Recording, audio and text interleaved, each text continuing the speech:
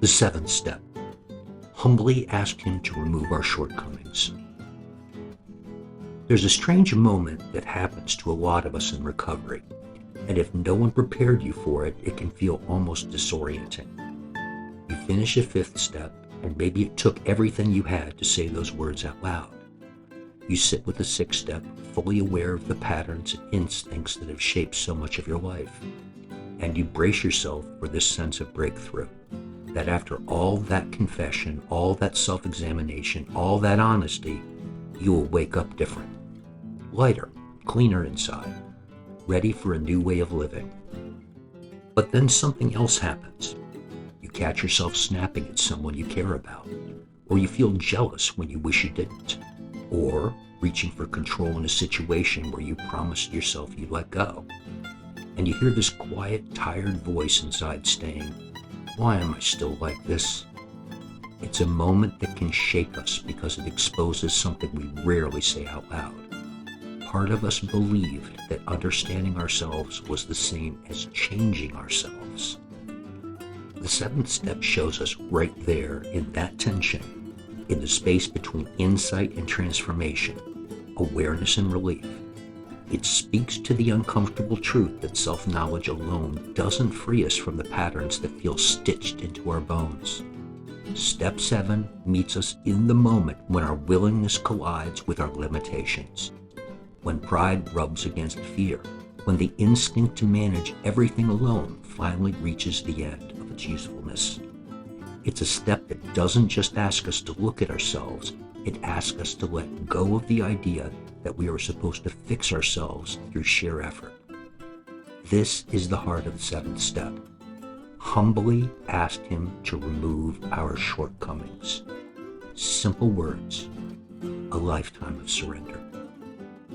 I'm a recovering addict named Steve, and this is On Life's Terms, the channel where we take an honest look at recovery, one step at a time, and explore how these principles actually show up in the messy reality of daily life. If you're new here, welcome. If you've been walking with me for a while, I'm grateful you came back. Together, we're going to dig into the real meaning of Step 7, not just the words on the page, but the lived experience behind them. The gap between knowing and changing. The seventh step begins where our illusions about ourselves end. By the time we arrive here, many of us have already discovered just how stubborn the old instincts can be. We might know exactly where our anger comes from and still find ourselves reacting before we can think.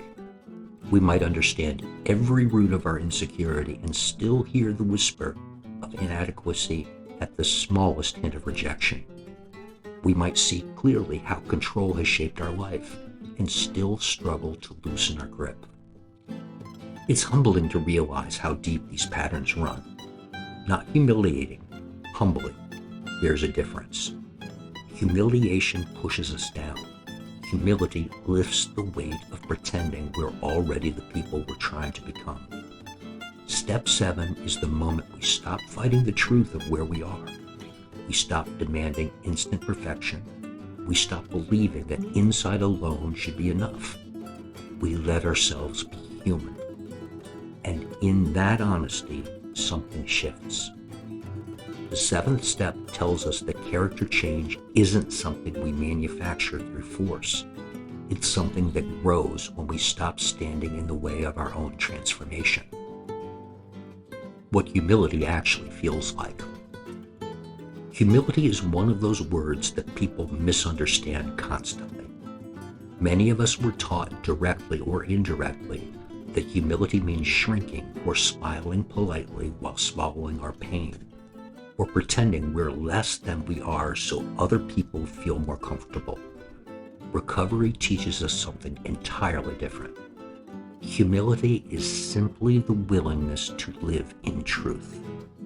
The truth about our limitations, the truth about our patterns, the truth about our need for help, the truth about our desire to grow. Humility doesn't make us smaller, it makes us honest, and honesty opens the door to transformation. When we finally stop trying to manage our lives through sheer force of will, We make room for something far more powerful than our pride. We make room for grace. The seventh step is an invitation to stop carrying the impossible expectations that we should be able to undo years, sometimes decades, of survival behaviors on our own. Humility gives us permission to breathe because it gently reminds us that we are never meant to transform ourselves in isolation. Asking for help without shame. There comes a moment in recovery when we realize how deeply uncomfortable it is to ask for help with something internal.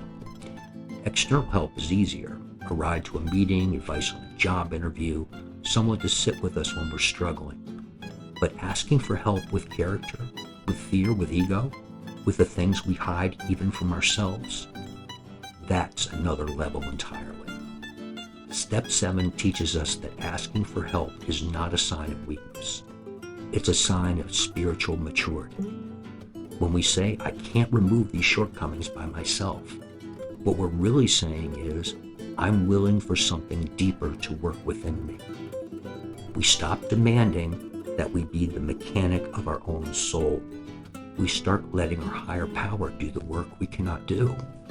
And just like that, the impossible begins to soften. Not instantly, not dramatically, but quietly, steadily, like ice melting under the first warm light of spring. What it actually looks like when shortcomings begin to lift. People expect spiritual change to arrive like fireworks. In my experience, it arrives more like dawn, slowly, almost imperceptibly, until one morning you notice that the room is filled with a light that wasn't there before. A shortcoming doesn't vanish in a single prayer, but over time the edge softens. The gap between impulse and action widens. The reaction slows just enough for a different choice to appear. You say something kinder than you intended. You pause where you used to explode. You let go where you would have grabbed tight. And you realize with a mix of awe and relief that something in you is shifting. Not because you forced it, not because you willed it, but because you opened yourself to the possibility of change. This is the quiet miracle of the seventh step. Not that we become flawless, but that we become willing, and in that willingness, we become free. The role of daily practice. The seventh step is not a one-time event. We don't ask once and graduate.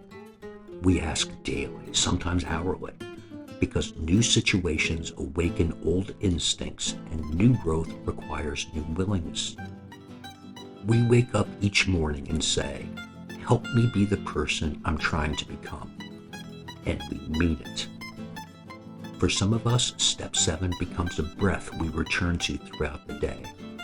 Help me let go. Help me stay honest. Help me not default to fear. Help me respond with grace instead of instinct.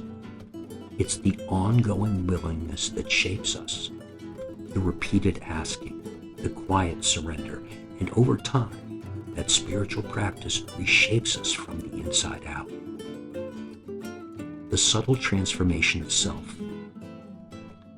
One of the hardest parts of step 7 is giving ourselves permission to be in process.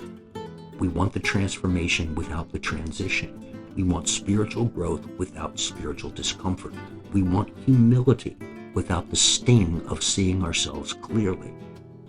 But recovery doesn't work that way. Life doesn't work that way. Growth certainly doesn't work that way. Step 7 teaches us to honor the process. Not rush it, not fear it, not shame ourselves for being exactly where we are. The truth is, every time we ask for our shortcomings to be removed, we are acknowledging that we deserve a life no longer controlled by them. And slowly, almost quietly, we begin treating ourselves with the same compassion we're trying to offer the world. As you move through the rest of your day, I invite you to watch for the small signs that you're changing. Not the dramatic ones, but the quiet ones. The softened responses, the longer pauses, the gentler words. The moments where fear loosens and something kinder steps forward. Those aren't accidents. That's step 7 at work. If this message spoke to you, if it gave you something to think about or something to feel, I'd love for you to subscribe to On Life's Terms or follow along on Instagram, Facebook, or TikTok. Share this video with someone who's working through their own growing pains. Drop a comment and tell me what step 7 has meant in your journey. Your words might land exactly where someone else needs them. Thank you for showing up today. Thank you for being willing. Thank you for walking this path, humbly, honestly, and courageously. This is On Life's Terms, and today we take step 7 together.